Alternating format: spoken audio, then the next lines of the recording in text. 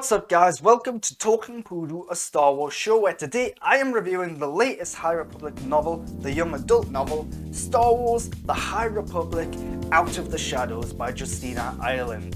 Here, Jedi's Vanessa Rowe, her Padawan Imri, Jedi Cormac and his Padawan Reef are given a new assignment to go along with a pilot called Silvestri Yarrow. Is that her name? Silvestri Yarrow? I think that's her surname. Silvestri definitely, I'm not sure about the surname, I think it is Yarrow. And her new benefactor, Zylan Graf, to investigate an area of hyperspace where there are some anomalies going on, where ships have reportedly been dropping out of hyperspace as if some sort of weapon has been utilised. So they go off to investigate that. That's what this book's about. It's set right after the events of the previous High Republic book, which was The Rising Storm. So, what did I think of this book? Well, first let me say that I will be going into some light spoilers in this review. I'm not going to say exactly what happens, but there just could be a few little bits, just so you know. This book I think is good overall. It's an interesting read because I think there's a very interesting structure to this book. Something that's actually similar to some of the recent High Republic books so far, in that it feels like there's a lot of setup, a lot of establishing things, and then a quick wrap up. So I'm going to get into whether I like that or not in just a bit. But I do like this book. I think it's good. I think one of the interesting things and surprising things is that this book feels like it's very important, very relevant to the future of the High Republic. The last young adult book by Claudia Gray felt like it was a bit of a side adventure. It's like, hey, here's what's going on elsewhere in the galaxy at the same time as this other mainline series. This one though isn't happening concurrently with the other mainline series. This one actually continues from it. So after the events of The Rising Storm, it kind of ends. Well, guess what? It sort of continues with this book. And I think that's good. It's not actually continuing the main narrative though, it's just little threads and little bits of information here which are going to be relevant. There are some big surprises and revelations in this book that have to be addressed now in future High Republic novels, whether it's the mainline series or some of the spin-offs or comics or whatever. And I think that's really cool because it makes this book feel important and relevant. I would say this book is a must-read because some things happen in this book that are going to be important. So, what happens in this book? Well, you've got Silvestri, she's very much the main character. You've got Vanessa, she's also one of the main characters. You get to dive into their characters, what's making them tick. Vanessa come to terms with the fact that she's got a Padawan now, and Silvestri trying to make her way in the galaxy, get some credits and get her ship back because she's been involved in this anomaly. There's a lot of characters interconnecting and meeting up, and a lot of things about relationships in this book. It's all very interesting, but the problem is the first half of this book is all about establishing who these characters are. Then at halfway point, these characters all of a sudden merge together on this mission. And it's like, right, we're finally going on this adventure. Only it then takes another 25% before they actually go on this adventure. And then all of a sudden, the adventure is really short. So it's a little disappointing that there's a lot of build-up and then not as much payoff. The payoff is good, it's very fast-paced, very entertaining, very enjoyable. It's just, did we need 75% of this book to build up to this final 25%? It's like, does the amount that we spent here warrant the amount that we're having here? And it's a little unbalanced that way on, I think. But I did enjoy it. The other thing is that there's a lot of characters in this book. You've got Silvestri, you've got Jordana, you've got Vanessa and Imri, you've got Reef and Cormac, you've got Zylan Graf. And it turns out a lot of these characters, they know each other. Vanessa knows Reef, Silvestri knows Jordana, Cormac knows Vanessa, Vanessa also knows Stellan, and Reef knows Avar, and it's like, right, all these characters are connected, all of these characters know each other, and then when they suddenly merge together, it's like, oh right, you've got past relations with this person, you know this person from such and such event. It's like, right, it's getting a bit cheesy now. It's like very coincidental that, without going into spoilers too much, it's very coincidental that Silvestri and Jordana meet again. These characters who were just introduced in this novel, by the way, they meet and it turns out they've got history. It's like, right, they were going down completely different plot lines until the point where they meet again. So now they're suddenly merging and there's this like clash, and it just feels a little cheesy, a little forced. But I think the book does a good job at surprising us. I think there are some genuine surprise and shocking moments. Like, without going into too many details, there are moments where certain characters are killed. There are moments where there's like explosions. There are moments where there's like an ambush and stuff like that. It really does a good job of keeping you on your toes and like going, oh, I did not see that coming. And I think the book does a good job at leveling out these surprises in that some of the surprises are revealed to us, the readers, before they're revealed to the viewer, the characters in the book. So the whole Silvestri and Jordana thing, there's the relationship between them two is revealed to us before it's revealed to the characters, as long as you're paying attention. So Silvestri's early chapters mention Jordana by name and their relationship. Only we don't meet Jordana till much later on. So if you remember that information, it's like, oh, is that what's going on?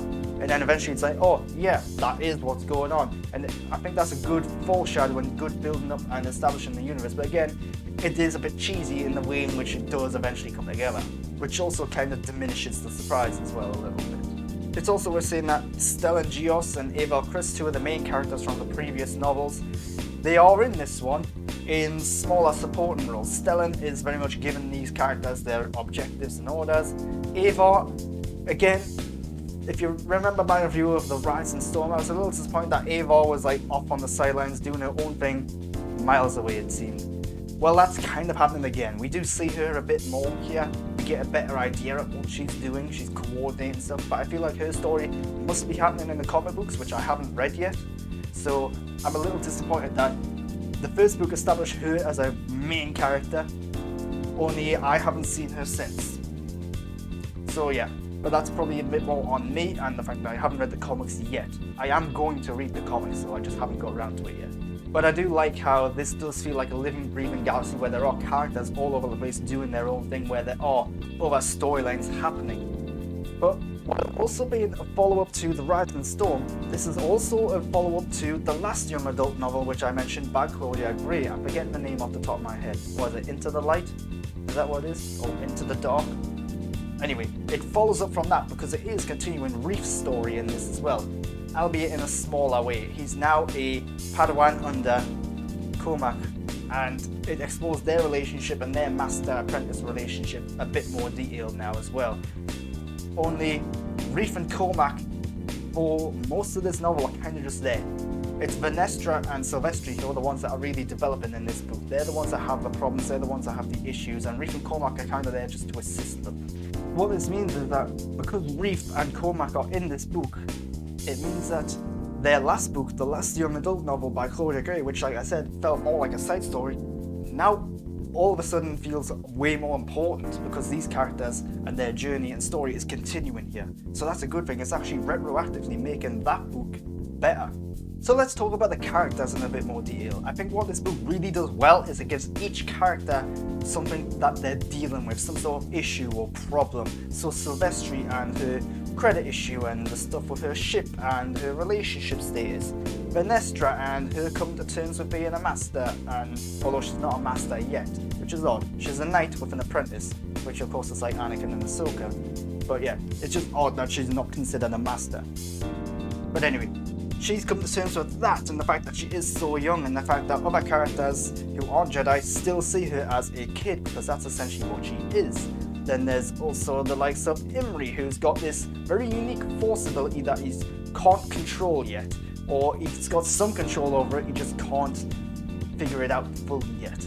So it does a good job of exploring each of these characters, adding a little something that they're dealing with and trying to get over in a way, and it makes them much more compelling. But the problem is that certain characters like Imri, the first half of the book is that it keeps coming up that he's got this ability where he can alter people's emotional states almost, and like kind of make them feel better or feel worse if he wants, I suppose. Only by the end of the book it's like, right, he's got this, but hey, he has just one sentence, oh, we found this master who can actually help him. It's like, right, okay, well that's dealt with really quickly and conveniently, and it's like, right, how important was that? How important is this going to be in future books? because it felt like it was going to be really important here, only by the end of the book it's not relevant, it's not being brought up, and it's not being utilised. So a little disappointing on the Imri front there. So it does mean that a lot of Imri's stuff is that he's kind of just there. He's going along with this adventure simply because this other character who he has to be connected to has to be involved in this story.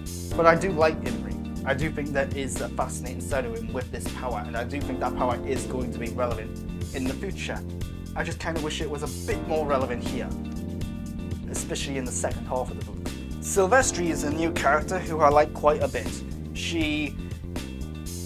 However, her character is sometimes a bit repetitive and a bit one-note in that she's constantly just on about how she doesn't want to be involved in any of this that's going on. She's got the stuff with her mother that she's trying to overcome and deal with. She's got stuff with her relationship with Jordana that she's trying to overcome and deal with. And it's like, right, we get it. You're being very, very repetitive here. 1 minute you're talking about Jordana, next minute you're talking about her mother. Then hey, next chapter you're talking about Jordana, then you're talking about your mother. It's like, right, I get the point here. You don't need to keep going on and on and on.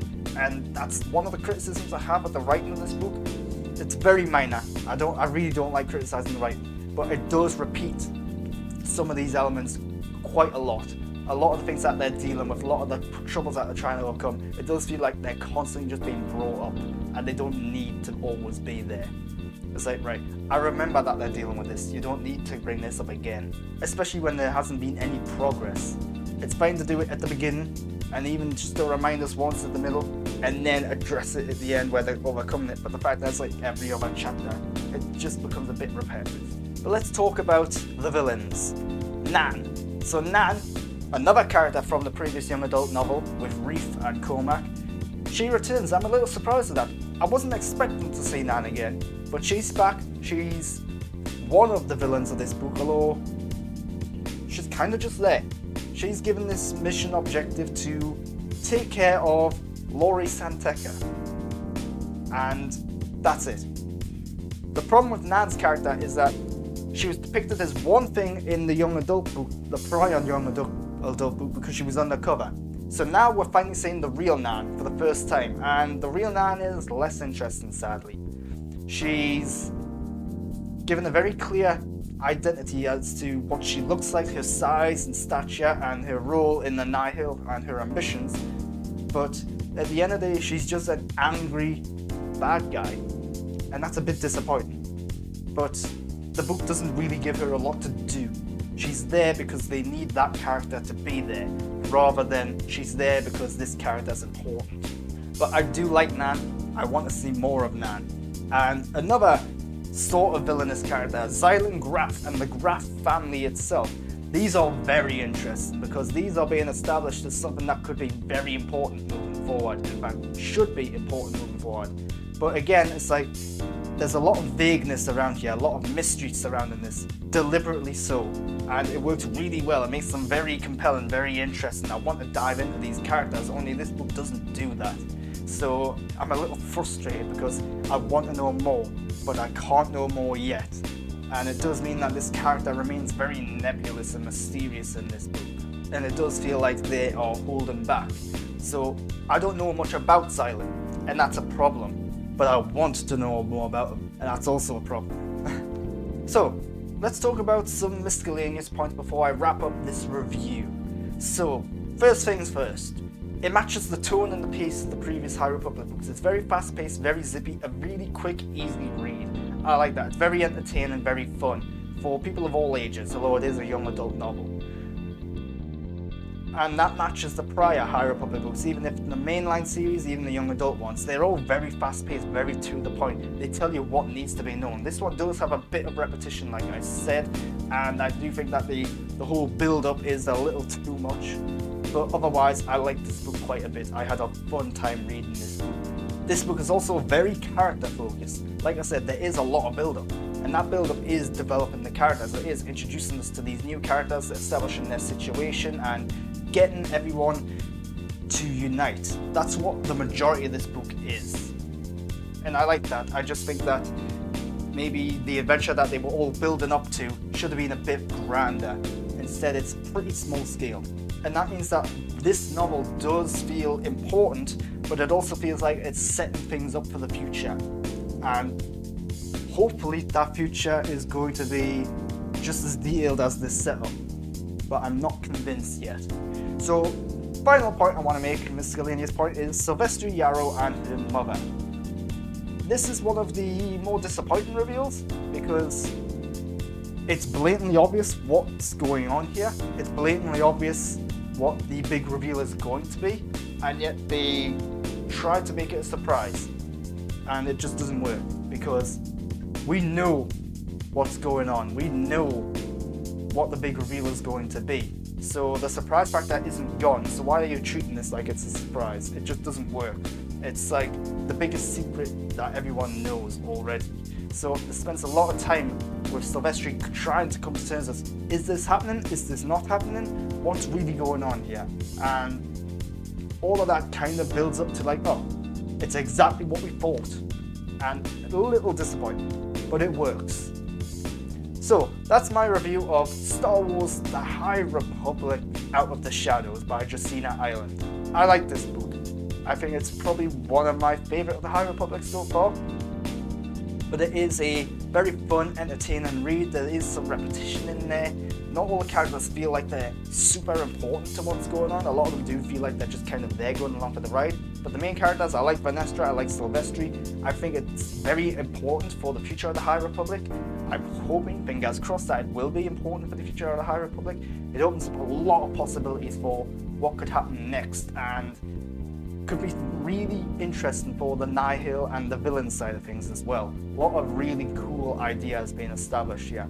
And this is a must read, I would say, for any fans of the High Republic so far. This isn't just a side adventure, this is a pivotal thing in the High Republic story so far.